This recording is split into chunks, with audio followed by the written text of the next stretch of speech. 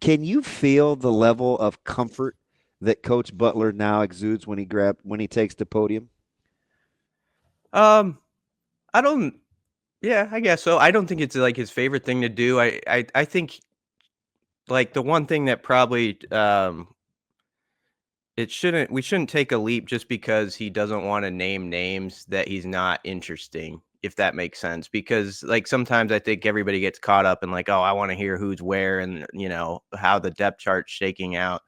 And I thought he said some bullet points that were noteworthy yesterday, while sticking to his main premise, which is we're not going to get into like where this guy is at this moment, or who's on the rise and all that stuff. And I understand that. It kind of goes against what we're all chasing, of course, because for 365 days around here, it's like who's where on the depth chart and that sort of thing. But I thought like just the part about tackling and the physicality and practice, and also when he dropped the line, like all those new guys, we're feeling good about, like that's a noteworthy comment. So there was stuff in there. BC, as you hear Coach Butler talk about physicality, you hear Coach Rhule talk about physicality. Like, Yeah. what is your takeaway from that? Obviously, it's a point of emphasis for them, but they seem to be really hammering on that particular subject. What do you, I guess, does that change your expectation of what you expect to see in the fall, or what does that do when you hear them talking about it? There's all these little categories where things have shifted over time. And if you look at them in a slightly different way than someone else, maybe you can get an edge. And tackling and physicality and how you go about your practices, I think they probably believe is one of them. And you kind of heard that in John Butler's answer, which is why I thought that was interesting. I think he's as he said, he's been around Matt Rhule for like a year and a half, but he not even that, but just the way that his practices are conducted, he said it's elite with just how physical it is, and how much emphasis there is on that aspect. And I like that he stressed the live tackling, and it's different, than hitting a sled or any toys you roll out there, anything like that. And so I think they can really gain an edge on it. And this was 2 years ago. I thought Nebraska was a really good tackling team. I did think they took a step back a little bit last year, and I think the staff did as well. So it doesn't surprise me that is a priority to get that back, where you're one of those top 5, top 10 teams in the country that do it well. And it can make all the difference in this league. If you have a 3rd and 6 and you are that precise tackling team that holds a play to 3 yards and doesn't let the 4 yards after contact, that's the difference between winning and losing. And so I think that it's a category where they believe they could get an edge, and so stress it to with all gusto and see what happens with it. Yeah, it's just I don't know what to make of it other than, and I'm fortunate, right? Because I do get to see a little bit, but I do find it interesting that they're not afraid. Because sometimes, and I like the way Ravi asked the question to you. He said, "Does it change your expectation level?" I think sometimes coaches have this level of, okay, how will this be received if I say this at the podium? But then you double down on it and you say it in this repetitive fashion. Physicality. Hey, I think we're a physical team. Coach Rhule went into detail the other day. Hey, a guy gets loose down the sidelines, and then are we tracking the near hip? Are we doing this? And then later on in the scrimmage, guys aren't running open, and we get guys to the ground. And Coach Butler talks about physicality. They're not really worried about setting some false expectation level, because sometimes we don't know how to receive the information. They're like, hey man, we're a physical football team, and they're not afraid to know that people could take that and run with it, depending on how it lands with us emotionally. You know what I mean? Yeah. Well, I mean, I think the key point too is when he was talking about when you're addressing players about it and they come to him and they say, what can separate me from someone else? What can get me to the league?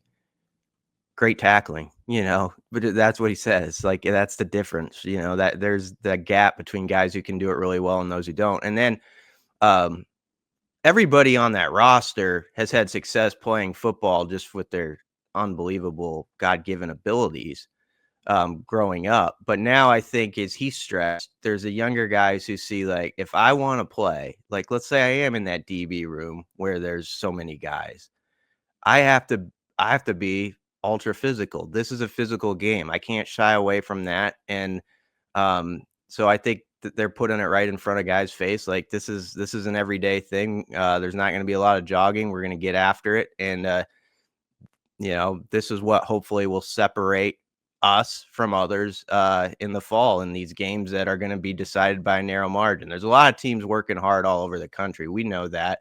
But I do think that coaches are trying to measure, like, how to it's a candid question, like how to measure being physical with, like, the safety concerns and everything that's going on. And I think they feel like they found a healthy balance there to try to do it well. BC, when you hear, and I know we heard from Coach Butler yesterday, but I want to kind of loop Coach Rhule in again. When you hear them talking about the secondary, whether it's Coach Rhule saying, hey, we've got 6 guys that can start at corner or 5 guys that can start at safety, and then you talk about how you've got how they're practicing and how physical they're being and everything, does that give you confidence in the depth of that room or concern that more guys haven't separated themselves yet as sort of that starting caliber? I don't want to grab the Kool-Aid too early in the morning, but if I have to pick one or the other, it gives me confidence because that's what I wanted to hear this spring. Like, I feel like there's so many, like, second, third year newcomer guys in that secondary that we have been kind of excited about, or we heard kind of teasers about last year.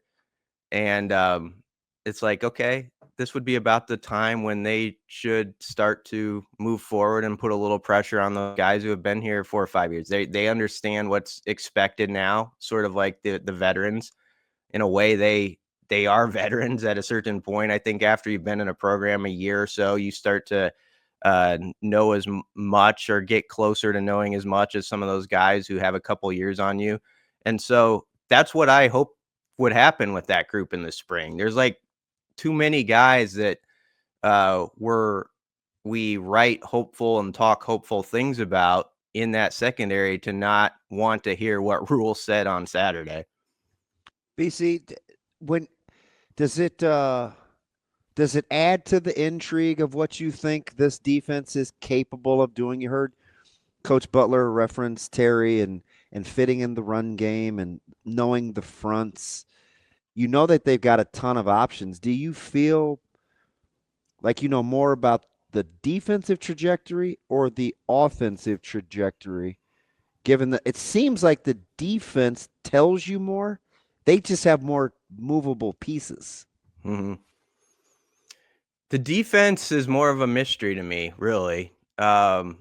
Just like what tweaks they're going to do. And, I think they've got some things up their sleeve that I would not expect them to unveil to the public. And so, when they talk about all these different personnel groupings and, these different packages where you can play a lot of players, it's hard to get your mind around who's exactly where. Like, I think you could form a good guess at, like, a 2 deep without hearing the names and be pretty close if you pay close attention on the day to day. But I think a lot of us on the outside don't know sort of the niche spots where certain guys could go or how this particular player could branch out and do this over here. And that's what's really interesting to me. Like, just you could take, like, a Deshaun Singleton as an example, just the different ways you could use them. But you could say that about, I think, any of those DBs. It sounds like when Rhule uses that word positionless, and it sort of being an objective, it sounds like it's kind of taking shape behind the scenes, which is really interesting. But also, when you're not seeing practices and stuff, it's hard to know exactly what that picture looks like.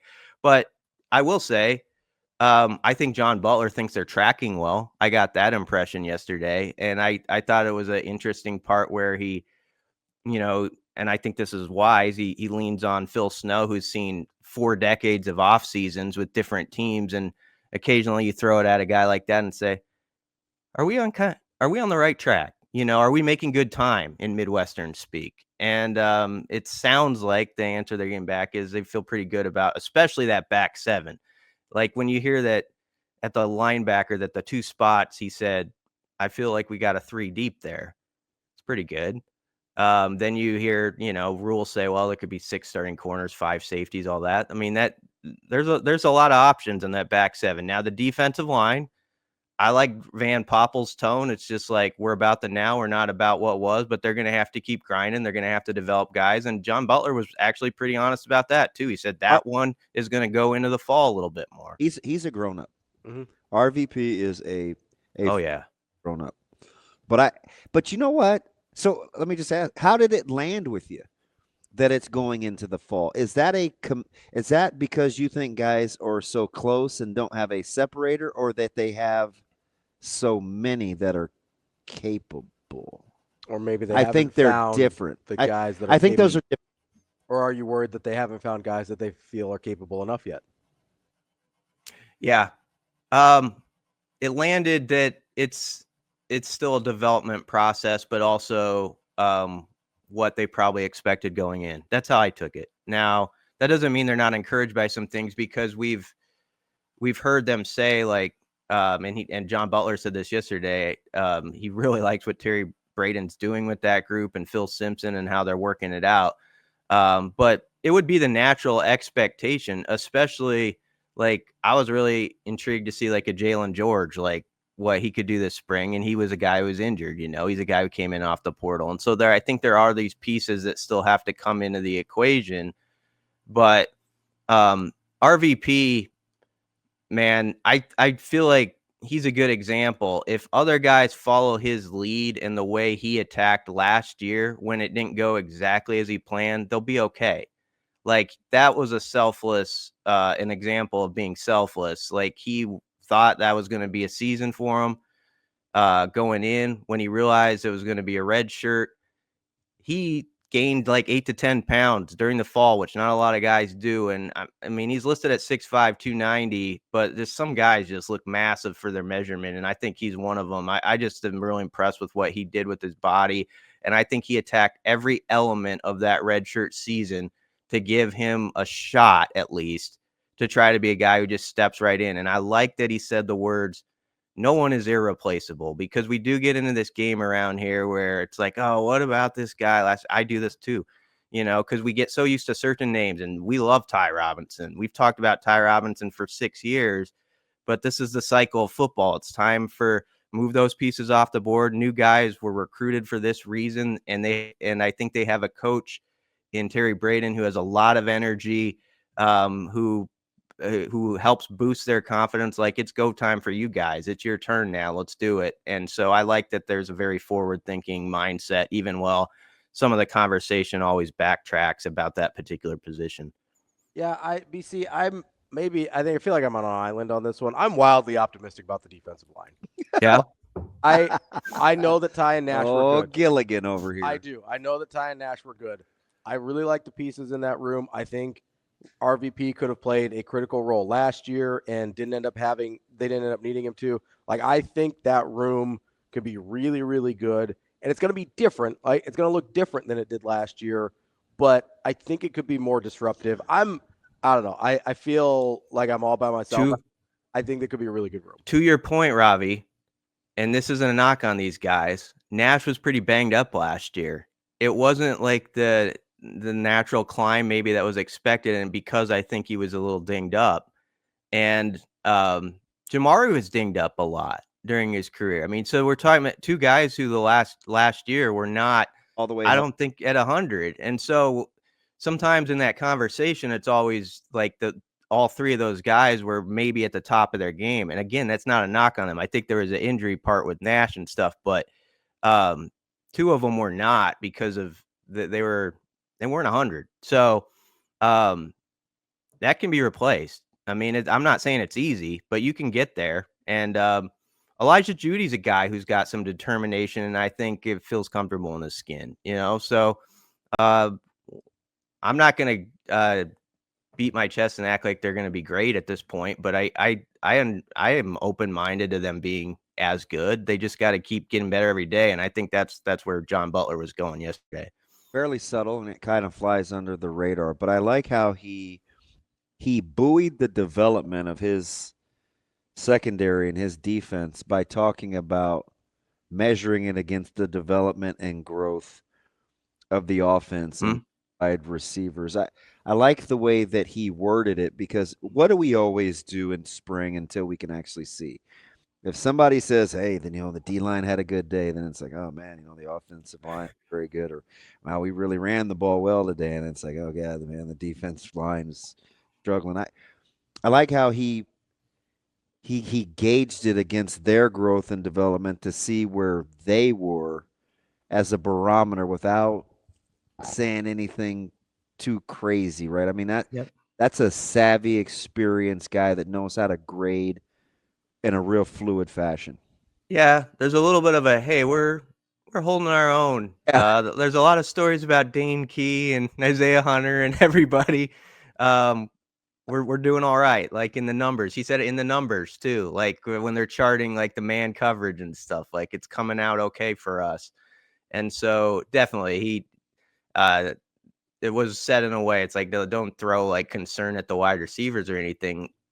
I think it's a good give and take between those two position groups, but he's saying my guys, they can compete and they're doing fine. So, um, and they should. They've got some dudes who are really just interesting guys. I mean, every all offseason we could go through like 3 defensive back names a week, and all of them have like an interesting background and something where you could by the end of that talk convince yourself could be a player here. So I think they've recruited it well, and now it's just to keep that climb going and develop those guys, because that is a room.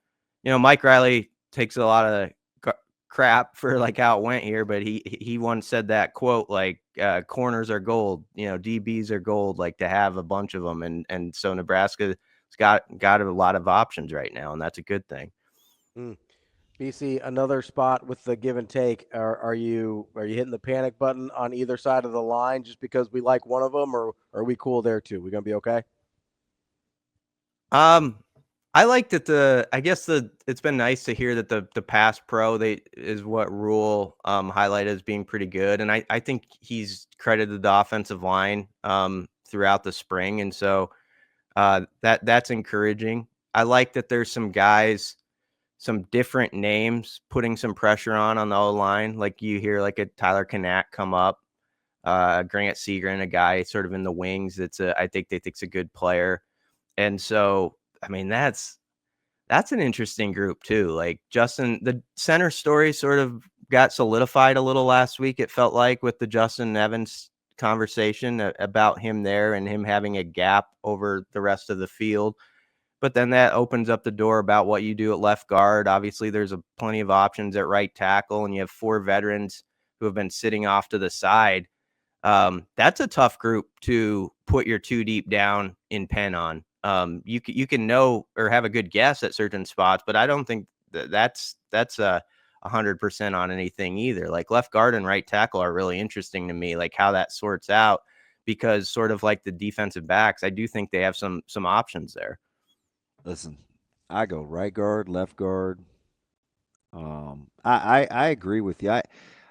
I do find it interesting, and I'm kind of guilty of what I don't want other people to do. But Coach Rhule is so forthright. We still parse through it, right? Why is he continually talking about Tyler Knack and Grant Seager?